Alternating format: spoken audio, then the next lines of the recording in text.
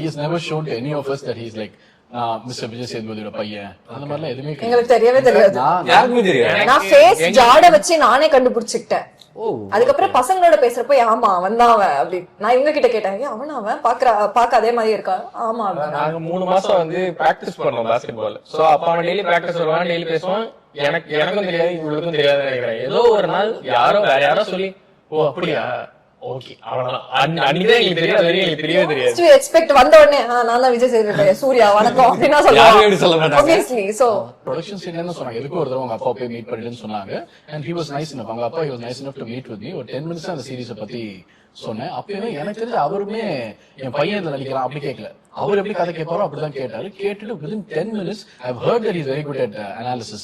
ஸ்கிரிப்ட்லாம் பயங்கரமா அனலைஸ் பண்ணி கேட்டுருக்கேன். பட் 10 minutesல முடிச்ச 5 minutesக்குள்ள he was like clear-ஆ ஸ்கிரிப்ட் அப்படி பிரிச்சு போட்டார் டேபிள்ல. ஒரு சில இடத்துல சொன்னா நம்மள தள்ளி வச்சிருவாங்களோன்ற ஒரு தள்ளி வச்சிருவாங்கன்னா மேல வச்சு பாத்துருவாங்களோ. ஓகே ஐயோ நம்மள இதெல்லாம் டிஸ்கஸ் பண்ணுவாங்களோ அந்த ஃபீலிங் இருக்கும். Because I want experience the ஃபீலிங்காக தான் வர்றது. அப்ப நம்மள தள்ளி வச்சிருவாங்களோன்னு மட்டும் தான் இருக்குமே தவிர மத்தபடி nothing irritation. It's just part of my life.